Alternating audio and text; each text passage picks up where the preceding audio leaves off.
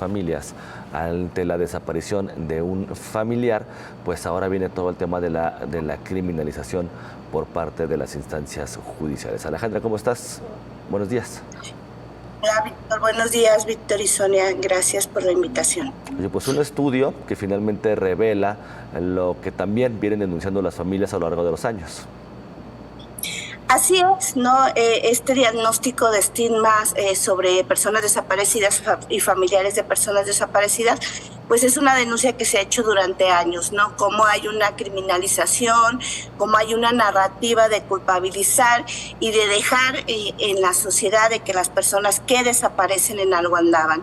Es decir, de alguna manera esta narrativa ha logrado justificar las desapariciones de quienes para el Estado no son personas importantes, ¿no? Que son finalmente personas desechables que merecen desaparecer. Por lo tanto, pues no hay una exigencia general, colectiva de la sociedad, pues primero exigiéndole a la autoridad que atienda la problemática y por supuesto que se prevenga la problemática.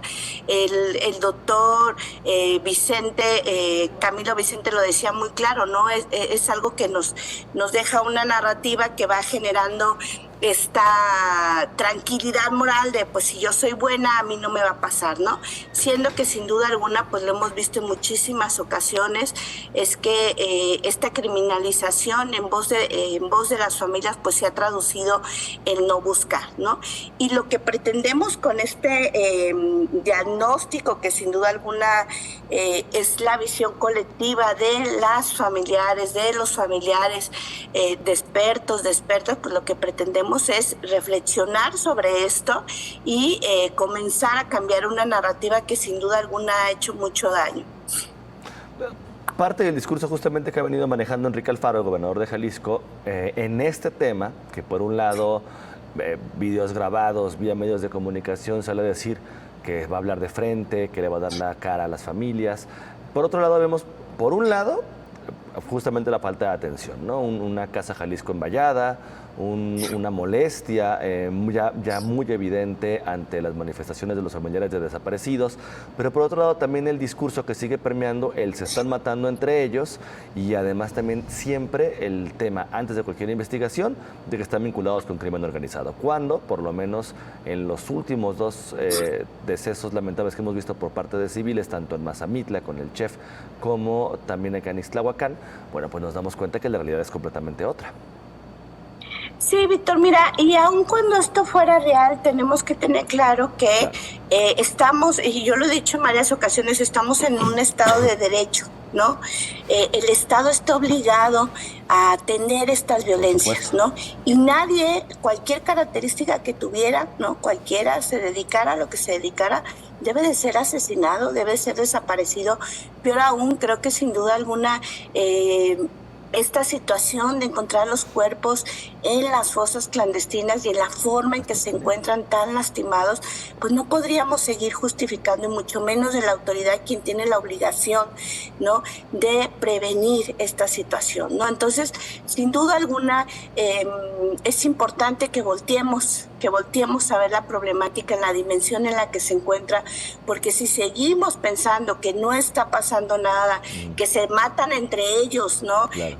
Como se dice, que son personas que en algo andaban, pues finalmente seguimos con una problemática que nos sigue, que sigue aumentando, y que sin duda alguna a mí me ha preocupado muchísimo que en los últimos meses, años, alguien conoce a una persona desaparecida de manera muy cercana, ¿no? Entonces, sin duda alguna, le decíamos, este texto, la esperanza que tenemos este texto es que aporte la reflexión, la sensibilización y la solidaridad a las familias, a los colectivos, y que exijamos a la autoridad que rinda cuentas, que haga su trabajo, y también que se entienda la importancia del diálogo de la autoridad, un diálogo respetuoso, digno, horizontal, de las autoridades con la academia, sobre todo con los colectivos, con los familiares de personas desaparecidas, ¿no? Decirlo claramente, y lo decía en el día de hoy, nadie quisiera estar aquí, nadie quisiera tener un hijo o una hija desaparecida. No estamos aquí por amor, por esperanza, porque los queremos y porque queremos que regresen a casa. Alejandra, esto también tiene un efecto social, ¿no? Sobre cómo los jaliscienses asumimos lo que sucede en el Estado. Rebasamos las cifras hace ya días de los 15,000 desaparecidos y en este Estado parece que podemos vivir sin que esto nos afecte, ¿no? Sí, sin duda alguna, ¿no? Esta narrativa que comentaba, pues ha sido un proceso de deshumanización, de distanciamiento que provoca, ¿no? Esta discriminación, este aislamiento a las familias y que también provoca esta culpabilización directa, ¿no? Como las familias en este diálogo, ustedes lo van a encontrar, se sienten culpables, ¿no? Sienten que pudieron haber hecho más, porque hay sin duda alguna una discriminación y exclusión muy fuerte por parte de la sociedad que sin duda alguna pues las empieza a decir, híjoles, es que en algo andaba su hijo, es que andaba en malos pasos, y las empieza a dejar a un lado, ¿no? Pero yo vuelvo a lo mismo, creo que hay una narrativa que no es casualidad y que es muy clara frente a la sociedad, que también hay que decirlo, tenemos miedo, ¿no? Y creemos que si lo ignoramos y que si volteamos para el otro lado no nos va a pasar. Sin embargo, creo que es importante que volteemos y solidaricemos a esta problemática, porque no solo hay que atenderla, hay que prevenirla, ¿no? Y la autoridad tiene los elementos para poder saber qué está pasando, dónde está pasando, quiénes desaparecen, por qué desaparecen, dónde desaparecen, ¿no? Creo que es muy importante que no solo estén atendiendo la problemática, sino que la prevengan, ¿no? Sin duda alguna, a estas alturas, con 15,036 personas desaparecidas en el estado, y solo hay que recalcarlo, Sonia y Víctor, quienes tienen una denuncia o un reporte de desaparición. Claro. O sea, no da la autoridad para poder hacer el trabajo de manera transversal. Por lo tanto, es muy importante atender la problemática, pero también empezar a prevenir esta problemática. Alejandra, mencionabas algo hace unos momentos. En estos últimos meses, cada vez es más común encontrar o conocer a una persona que tiene a un familiar desaparecido. Esto, por supuesto, abona o contradice completamente el discurso que se viene manejando a nivel estatal e incluso a nivel federal. Este discurso revictimizante, este discurso que criminaliza, como bien lo señalas tú, que termina entorpeciendo, por supuesto, todo el trabajo de las labores de búsqueda y localización, pero además, y no sé cómo lo percibas tú, cómo lo ven ustedes desde el estudio, pero además también ya se viene generando como una oleada de desánimo y de temor también de la población aquí en Jalisco, que también contradice muchísimo el discurso del gobierno estatal, que dice que en seguridad vamos todavía mejor que en otras administraciones o en otros años, cuando la realidad es que Guadalajara ya está siendo una ciudad con miedo, pues. Sí, sin duda alguna. Mira, lo comentábamos también el día de ayer. Hay un no ver la realidad, lo que provoca que no se hagan acciones, ¿no? Y sin duda alguna es una ciudad en la que estamos viviendo con miedo, pero además hay que decirlo, la desaparición de personas es un delito que impacta no solo a la familia, no solo al círculo cercano, sino sin duda alguna es algo que impacta a la comunidad.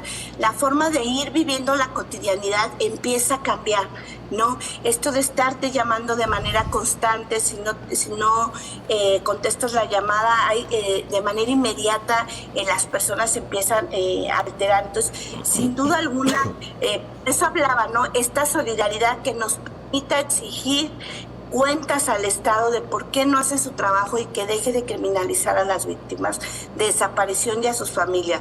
Por eso es muy importante que volteemos hacia esta problemática, que dejemos de estigmatizar y que el Estado entienda la importancia de construir un diálogo que nos permita de manera conjunta prevenir las desapariciones en el Estado, ¿no? Y que dejemos de vivir sin miedo. Creo que sin duda alguna, evidentemente las familias en Jalisco, y nos lo dicen aquí en la voz de los familiares, pues vivimos con miedo frente a un Estado que pues tenemos claro todos los días lo que está pasando.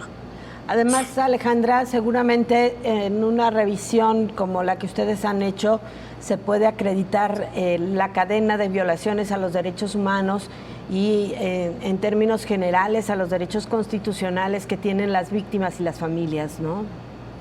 Sí, sí, sin duda alguna, ¿no?